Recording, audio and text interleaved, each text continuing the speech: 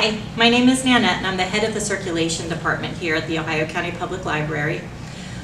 I first started having dark thoughts in 1984 when I was in the 8th grade.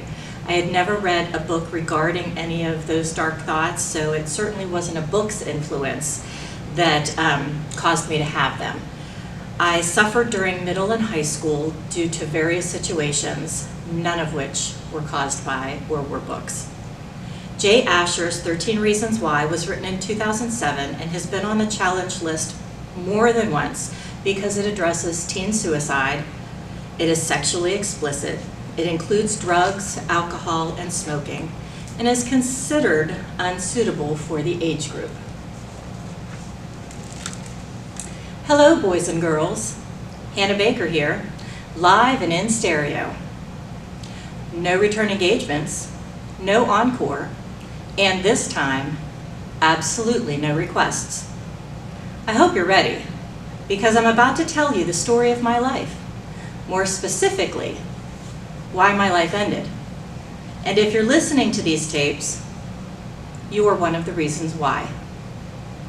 I'm not saying which tape brings you into the story, but fear not. If you received this lovely little box, your name will pop up.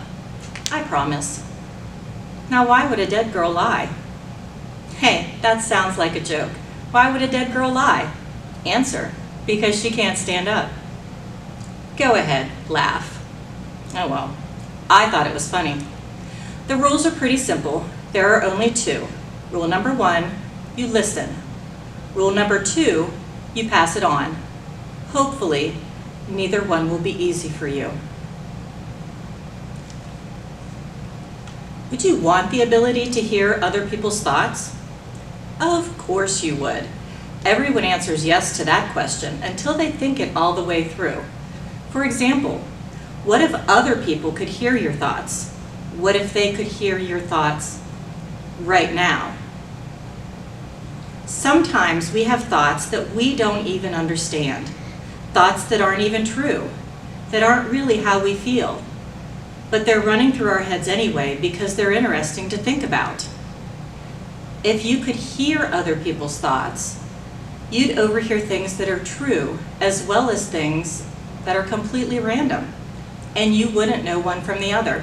It'd drive you insane. What's true? What's not? A million ideas, but what do they mean? I won't be around anymore tomorrow. Tomorrow, I'm getting up, I'm getting dressed, and I'm walking to the post office. There, I'll mail a bunch of tapes to Justin Foley. And after that, there's no going back. I'll go to school, too late for first period, and we'll have one last day together. The only difference being that I'll know it's the last day. You won't. And you'll treat me how you've always treated me. Do you remember the last thing you said to me? The last thing you did to me? With the way that you ignored me at school, I assumed you would ignore me there too. And that was a theory too painful to prove.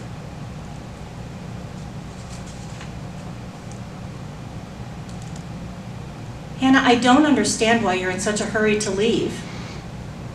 Because I need to get on with things, Mr. Porter. If nothing's going to change, then I'd better get on with it, right?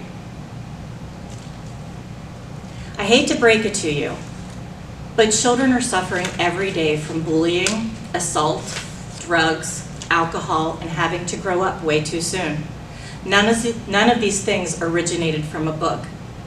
But sometimes knowing that you aren't alone can help. Sometimes reading about it can prompt you to ask for help. Sometimes reading a book about it can make you realize that you need help. President of the Freedom to Read Foundation, former American Library Association president, and current Banned Books Week Coalition chair, Barbara Stripling, reminds us that Banned Book Weeks prompts us to stand up and defend our First Amendment right to read freely. Censorship is never the path to truth.